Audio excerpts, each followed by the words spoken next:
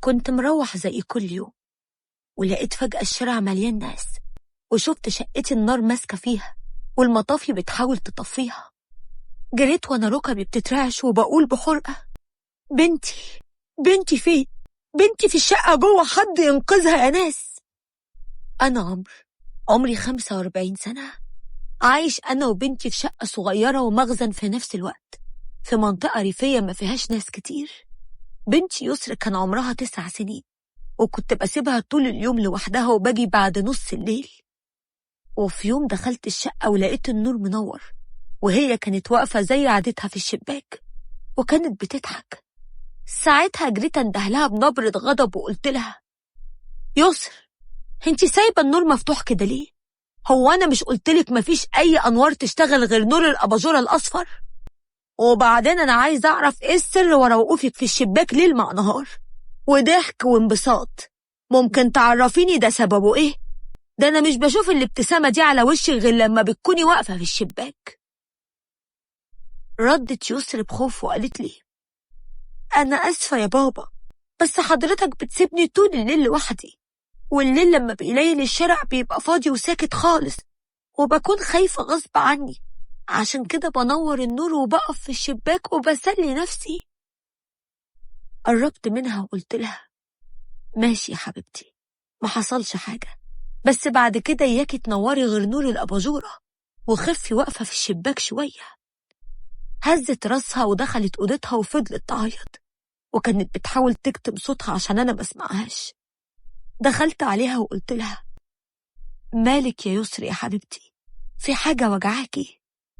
ردت وقالت لي: ماما وحشتني قوي يا بابا، من ساعة ما فرقت الحياة وانا زعلانة عليها، ومحدش بيعرف يسرحني زيها ولا يأكلني زيها، ده حتى المدرسة انا بقالي كتير قوي ما روحتهاش. قلت لها: طيب تفتكر انا اقدر اعملك ايه بس يا حبيبتي؟ انا قلتلك قبل كده ان اللي بيروح عند ربنا مش بيرجع تاني، وموضوع المدرسة ده قلتلك هوديك المدرسة لكن مش دلوقتي. ولا انت عايزاني اوديك المدرسة وتتصفية مامتك تاخدك وتزعقلك وتمد ايدها عليكي وتعاملك وحش؟ اتنفضت وقالت لي: لا خلاص، هصبر لحد ما حضرتك توديني المدرسة. حاضر، انا هصبر. صعبت عليا، وفضلت ابص على جسمها اللي بقى نحيل وشعرها اللي باظ من قلة الاهتمام، وقلت لها مش عايزة تاكلي. نامت على السرير واتغطت وحضنت نفسها وقالت لي: لا يا بابا، أنا مش جعانة، أنا عايزة أنام. ونامت يسر، وأنا خرجت قعدت بره افتكر اللي عملته في رؤية طليقتي، رؤية مامة يسر، ورجعت بالزمن لورا وافتكرت اليوم اللي اختلفنا سوا وقررنا فيه الطلاق. وقفت قصادها وقلت لها: خدي البنت وروحي على بيت أبوكي، وورقتك هتجيلك لحد عندك. ردت وقالت لي بكل تحدي: أنا مش هخرج من بيتي يا عمرو، أنا هنا حضنة وهفضل في الشقة، وانت اللي هتلم هدومك وتمشي من هنا. ويومها رؤية صعدت الأمور وبعتت جابت أخوها جبريل وكمان أمها، وخلوني ألم هدومي وامشي من البيت وطلقتها، ورفعت علي قضية نفقة وكسبتها، وعشت في شقة إيجار وهي عاشت مع البنت في شقتي التمليك اللي كانت في مكان شيك جدا ومساحتها كبيرة. ما كنتش أقدر أعوضها أبدا، وكل ما اتعرف على واحدة عشان اتجوزها كانت بتطلب مني شقة تمليك. وفي يوم عرفت من ناس معرفنا إن رؤية داخلة مشروع جواز قريب قوي، وكده كده الحضانة هتتنقل لمامتها. ولما واجهتها ما أنكرتش وقالت لي: أنا لسه صغيرة يا عمرو ومن حق أتجوز، وبعدين ما أنت برضو بتدور على عروسة، ولا هو حلال ليك وحرام ليا؟ وبعدين كده كده البنت هتعيش مع ماما، وأنا هعيش مع جوزي في شقته، وأظن كده يبقى عداني العيب. قلت لها: مش هسمح لك إنك تاخدي كل حاجة ونطلع يا مولاي كما خلقتني، وهاخد الشقة أول ما تتجوزي حتى لو الحضانة مع أمك، لأنها عندها شقتها، ووقتها شقتي هترجع لي. ساعتها استفزتني وقالت لي: قول كده بقى، يعني انت كل اللي فارق معاك الشقة؟ طيب ايه رأيك الشقة دي رجلك مش هتعتبها غير لما يسر تتم السن القانوني، ولو على الجواز أنا هتجوز عرفي يا عمرو، واثبت بقى إني متجوزة وخليها عند بعند. الغل ملا قلبي وقلت ليه أنا أخسر كل حاجة وتبقى هي جوه وأنا اللي بره؟ ومن هنا جات لي الفكرة الجهنمية، وهي إني فضلت أراقب وأعرف تحركات يسر، وعرفت إنها بتروح الملاهي كل أسبوع مرة مع مرات خالها وولاده، وأجرت 2 شباب ياخدوا البنت في عربية، ومرات خالها كانت ملهية بتقطع التذاكر، وكل ده من غير ما حد يحس بأي حاجة. وجابوها لي البلد عند ابن عمي، وكان ساعتها باين عليها الرعب ومنهارة من العياط. وأول ما شافتني جريت عليا وقالت لي: بابا، إيه اللي بيحصل يا بابا؟ ومين الناس دي؟ قلت لها: تعالي في حضني يا حبيبتي، أصلك ما تعرفيش اللي حصل. ماما عملت حادثة وفي المستشفى، وقالت لي أخدك تقعدي معايا لحد ما هي تخف. فضلت البنت تعيط في حضني وهي خايفة، حاولت أهديها لحد ما نامت. وساعتها قعدت مع هشام ابن عمي وقلت له: اسمع بقى، أنا عايزك تدورلي على شقة إيجار تكون على قدي وفي مكان هادي، مكان محدش يكون لي دعوة بينا، وكمان عايز عقد الإيجار يكون باسمك انت.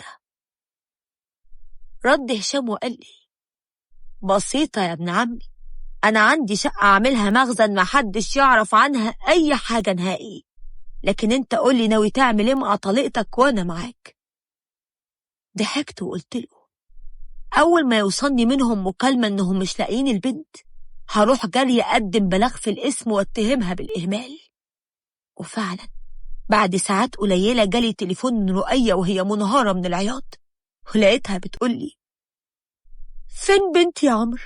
بالله عليك لو معاك البنت طمني. رديت وقلت لها: وإيه اللي هيجيب البنت معايا أصلا؟ فين البنت يا رؤية؟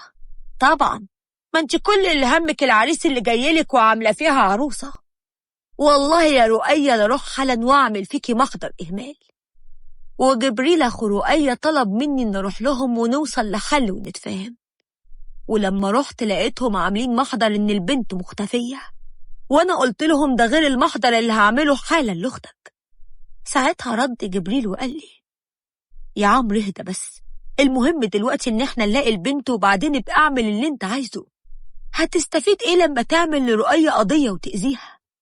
قلت له: هاخد حقي منها، مش هي كانت عايزة الشقة ودي أخدتها، وخدت البنت كمان وضيعتها.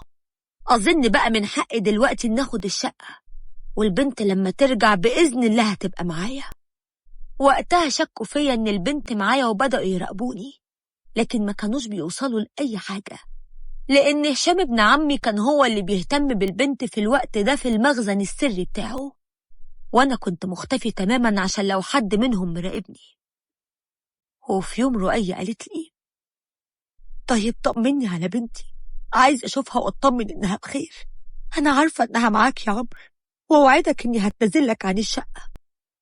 ساعتها حسيت بانتصار من جوايا، بس في نفس الوقت ما ينفعش أظهر لها لهفتي وأفضح نفسي، وكمان كنت فرحان قوي وأنا شايفها قدامي بالكسرة دي. فقلت لها: ماشي، لما ترجع بإذن الله نبقى نتفاهم وقتها. هي خلاص متأكدة إن البنت معايا، وهي عارفة كويس إن دماغي سم، ولما بعند محدش بيقدر عليا.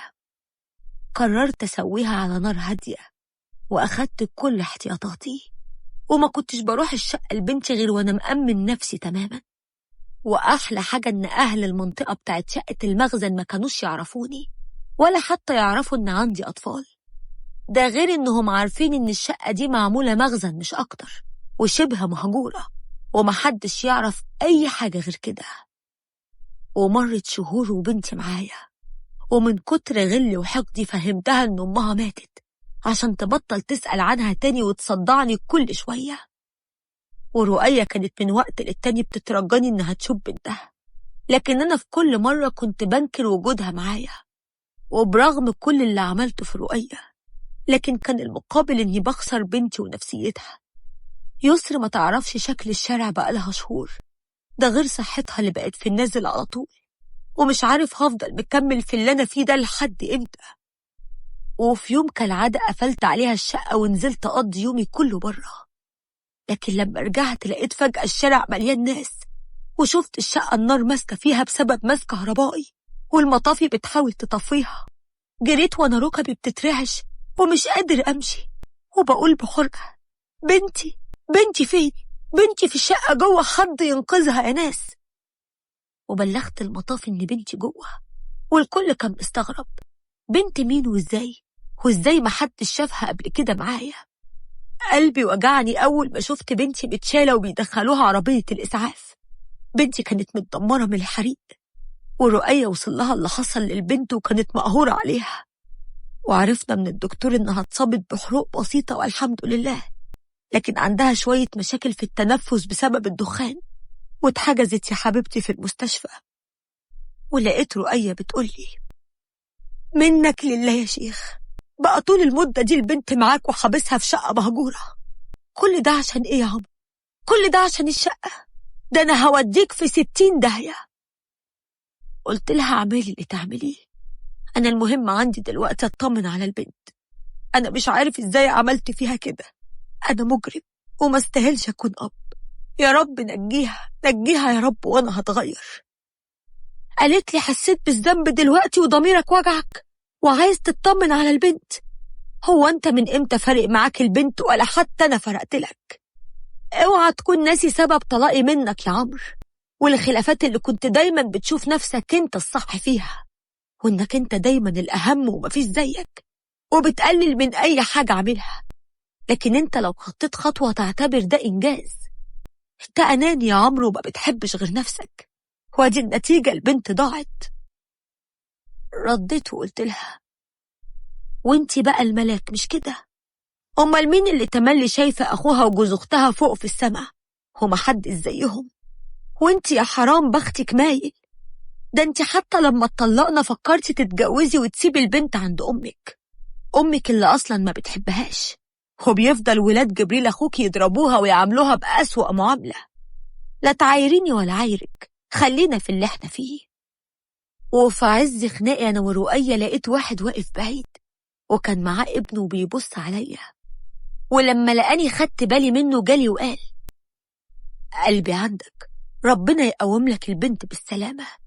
أنا آسف لو كنت أزعجتك، لكن سليم ابني كان بيشوف يسر بنت حضرتك وهي واقفة في الشباك وبيشاور لها وهي بتشاوله. كنت فاكر إنه بيتوهم، وأمه كانت فاكرة إن الشقة مسكونة. أنا حابب أنصحك نصيحة لوجه الله والله، يا ريت ترجع أنت والمدام وخلي البنت تتربى في وسطيكم، لأن مفيش حد هيكون أحن عليها منكم انتوا الاتنين. وقبل ما رد عليه، ابنه سليم كان تقريبا في سن يسرى أو أكبر بحاجة بسيطة، بصله وقال له: وليه حضرتك يا بابا مش بتقولي الكلام ده لنفسك انت وماما؟ حضرتك كل يوم بتتخانق انت وهي، وصوتكم بيكون عالي قوي. كنت بهرب من زعيقكم ومشاكلكم واقفل على نفسي البلكونة وافضل اشاور ليسر وتشاولي. ولما كنت بقول لكم ان في بنت في الشقة المهجورة كنتوا بتكذبوني ومش بتسمعوني، وحتى لما اهتمتوا شوية باللي بقوله ساعتها اختلفتوا. حضرتك شفتني بتخيل، وماما قالت ان الشقة فيها عفاريت. عمرو، بابا، عشان خاطري خلي بالكم مننا، احنا بنتعب وبنزعل وبنخاف لما بنشوفكم بتتخانقوا، بنخاف نصحى في يوم ما نلاقيكوش انتوا الاتنين معانا، واحنا ما نقدرش نستغنى ولا عن مامتنا ولا عن بابانا. كلام سليم هزنا وعدنا حساباتنا، وبدأت أفوق واندم على اللي عملته عشان حتة شقة. وفضلت أنا ورؤية تحت رجلين يسر لحد ما الحمد لله فاقت ولقيتنا جنبها. فرحت قوي ومسكت ايدينا احنا الاتنين وشبكتها بايديها، وبصت لنا بفرحة وهي بتقول: أكيد أنا بحلم. ماما انت عايشة؟ وحشتيني قوي يا ماما، ما تبعدوش عني تاني، أنا ما أقدرش أعيش من غيركم انتوا الاتنين، أنا عايزاكم انتوا الاتنين جنبي. فرحة يسر كانت بالدنيا عندنا، وبصينا لبعض بمنتهى الندم. وعشان كده قررت أنا ورقية نحاول نعيد حساباتنا ونرجع لبعض من تاني ونتغير كمان، وده كله عشان بنتنا، عشان هي تستحق تعيش حياة سوية. وفتحنا صفحة جديدة سوا رغم كل اللي حصل ما بينا. ولادنا ملهمش ذنب في خلافاتنا ومشاكلنا، ومادام ربنا بعت لنا أمانة لازم نكون قدها ونحافظ عليها، لأنهم يستحقوا إن احنا نتغير ونحاول عشانهم ونكون أفضل الناس بالنسبة لهم. عشان كده أي حد بيسمعني لو في فرصة للرجوع يلا ابدأ، يلا ابدأي، واوعوا تترددوا.